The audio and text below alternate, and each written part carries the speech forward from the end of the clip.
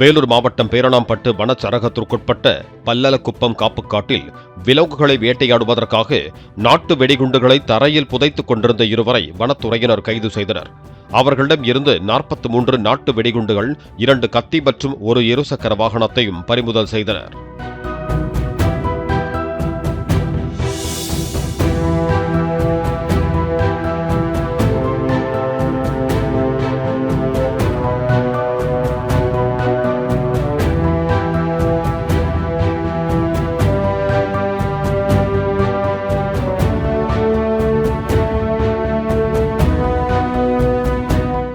Play store மற்றும் app ஸ்டோரில் இருந்து பாலிமர் செயலியை QR கோடு மூலம் பதிவிறக்கம் செய்யுங்கள்.